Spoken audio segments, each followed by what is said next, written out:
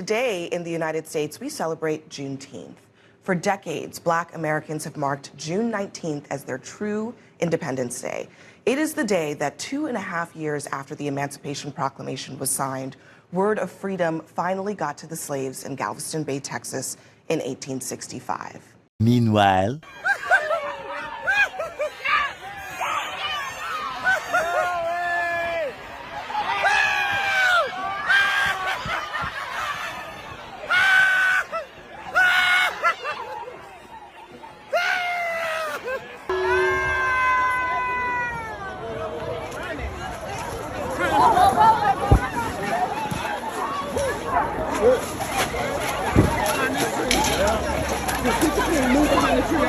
there you go. Hold on.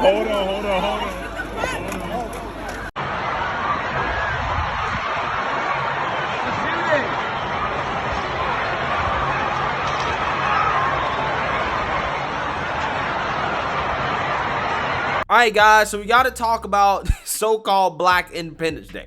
Okay, Juneteenth, right? As that happened yesterday on Father's Day.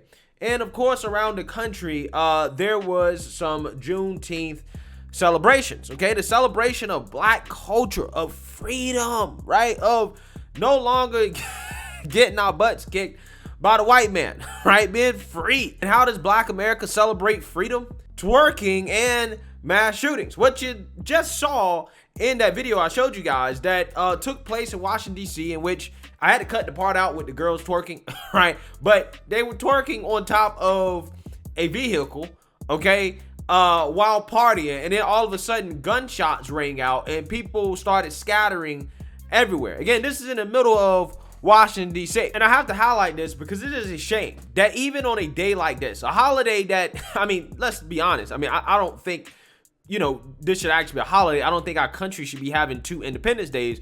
But hey, it is a holiday. You would think that Black folks would be able to celebrate in peace without killing each other. However, that just simply was not the case this weekend, and it is just really embarrassing. Take a look. We're back now at 6:45 with that breaking news overnight that left a teen dead in the district. 4 people were shot after the Mochella Festival on U Street. A D.C. police officer is among the wounded. The gunfire sent a panicked crowd scrambling for safety.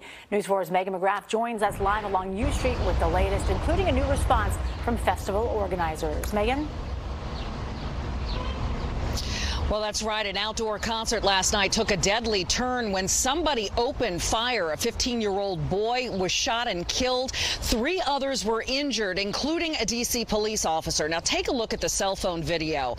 This happened at a gathering at 14th and U Streets called Mochella. Now, the event attracted hundreds of people. There were crowd control issues, including a fight that sent people running. Several people had their legs and ankles trampled in that. Now, as police were shutting down the event for safety reasons, that's when shots rang out and the 15-year-old boy was killed. Now, organizers did not have a permit, so they could face charges.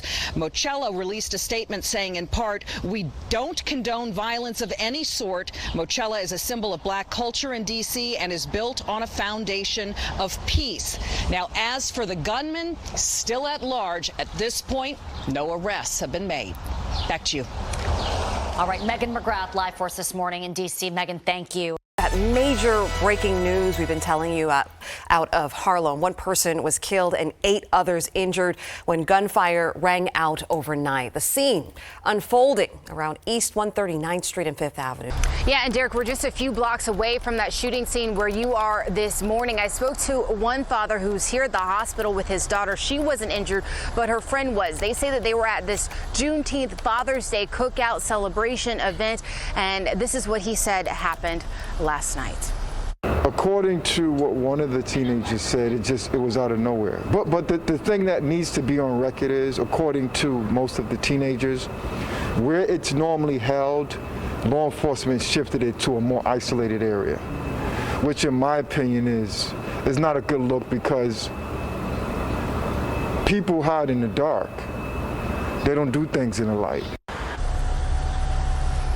Yeah, and again, Harlem Hospital just blocks away from the shooting scene, and this is where some of those victims arrived after that shooting. The father saying that he got that call from his daughter, which was scary. Thankfully, she was not injured, but her friend is here at the hospital.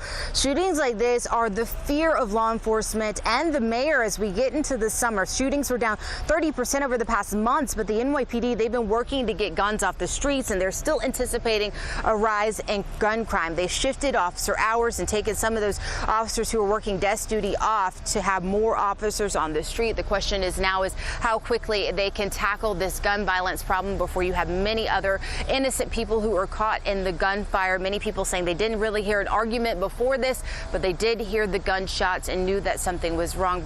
Morning, guys. And that girl is here right now. Comer's house, recovering in fair condition. She's one of the more than 40 people that were actually shot over the weekend due to this gun violence. Here's a look at where she was shot at last night. The shooting took place just before 1 this morning on the 8600 block of South Halsted. Police are telling us the 11-year-old girl was outside with a group of people when an unknown gunman approached them and fired shots and ran away. The girl was rushed to Comer Children's Hospital with a gunshot wound to the leg. She's listed in fair condition.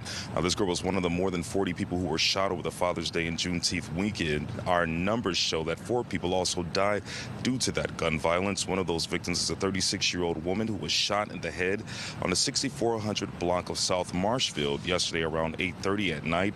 Police say that woman was standing on a sidewalk when shots rang out. A white Chevy Malibu and a black Impala were seen leaving the scene, but police do not know if they are connected to the shooting. In the meantime, police are still looking for that person who shot that woman as well as the 11-year-old girl over last night and over the weekend. They're still looking for a lot of these people. If you have any information that could lead to an arrest in any of these shootings, they want you to contact them immediately. For now, we're live on the South Side. I'm Clinton Marshall, WGN News. Yeah, so the news clips you just saw there, guys, took place in these 3 cities. Washington, D.C., New York City, Chicago. Okay, what do those 3 cities have in common? Well, they're all liberal-run, Democrat-run cities. Okay, all the suspects and a vast majority of the people that were affected in those shootings are black, right? They all have strict gun laws, okay? And the attackers and the suspects involved in these shootings, they're still out on the run, right? And they probably won't be caught. Why? Because there's a no snitching policy in the hood, right? There's a no snitching policy, okay? And if you ask a woke revolutionary about this to explain why in the world is this happening on Juneteenth, okay, why is this happening among black folks?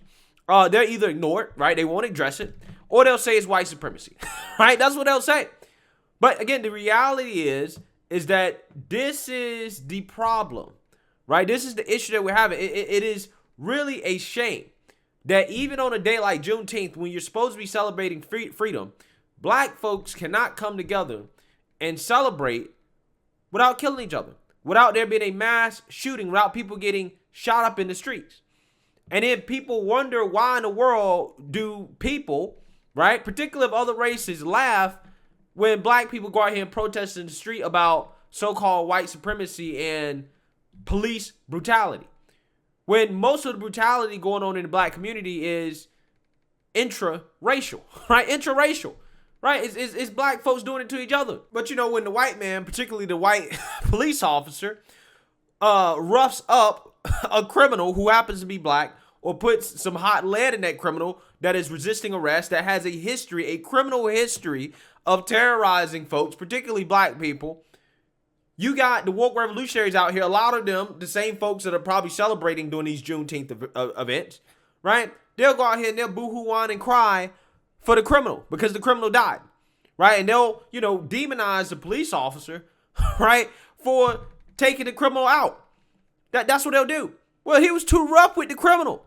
The same criminal who's never too rough with other black folks. In fact, again, when you take the criminals off the street, right, for conspiring to kill other black people, they might just threaten the black woman DA. Much more cautious now than I've ever been in my life of paying attention to my surroundings. It's required for me to stay alive. Fonnie Willis says she ran for Fulton County District Attorney in significant part to help victims and to prevent other people from becoming victims. But now she's become victim of threats. What are some of the things that have been said in threats? Basically that they're going to murder me, that the DA is going to get got. Because of how she does her job, and she's living her life amid extraordinary security measures. And I'm not going to be intimidated from doing it, and doing it in the correct fashion and holding people accountable. She says menacing communications about her, mostly on social media, ramped up a lot after the high-profile racketeering indictment involving some celebrity rappers and YSL, an alleged criminal street gang. We don't believe that these threats were directed by anyone that is in the YSL indictment.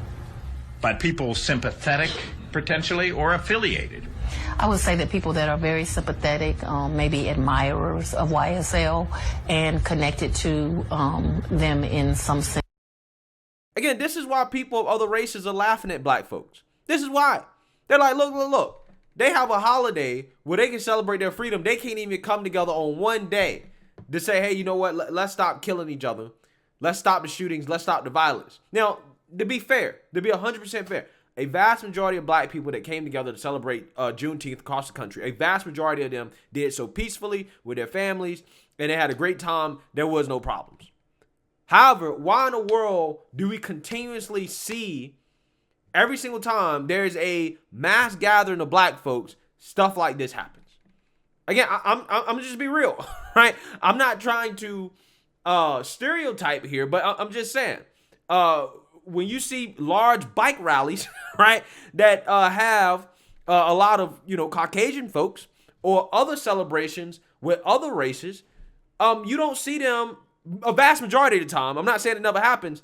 You don't see them shooting and killing each other, right? You don't see mass shootings happening when they come together and they celebrate whatever event. You just don't see it. It seems to me that you only really see it when it comes to these gatherings that happen to be a majority black. Again, I'm just saying, somebody tell me what's going on here. Somebody make it make sense for me. Because I don't want to say these things. I don't want to bring attention to these things. But I have to. Because it's embarrassing. It really is. It's embarrassing. And the truth is that black culture has become a culture of violence. This is what happens when in your music, okay, the things we celebrate happen to be violence. This is what happens when we celebrate criminals. This is what happens when you make George Floyd a god, right? This is what happens. I'm so serious. Criminals have become emboldened and they don't care because at the end of the day, they're being celebrated by the people that they're killing, right? The people that they're terrorizing are celebrating them when they die, right? They're celebrating the criminals that terrorize black folks on a day-to-day basis. And again, there's no wonder why they're emboldened to do mass shootings even when black folks are trying to celebrate freedom and independence. Again, it's embarrassing and it's a shame. It really is. But it won't change until the culture changes, until the culture evolves into a culture that demonizes folks that commit these acts of violence, that goes after people that are celebrating criminals who commit these acts of violence, that doesn't celebrate music that glorifies these acts of violence. Until those things change, this won't change. You won't see it stop. You won't see it stop. The difference between black people and some other people in this country is the culture. That's the honest to God truth. That is why you're seeing this stuff. And it's sad that people don't want to tell the truth and call it for what it is, because that's truly what's stopping it from changing. It's the fact that nobody wants to call it out. But hey, we're quick to call out white supremacy, right? Everything's the white man's fault. But you can't look at the people in your own community that are committing a vast majority of the violence, right? So let me know what you guys think. Make sure you like, comment, and subscribe. Most importantly, share a black conservative perspective. Peace.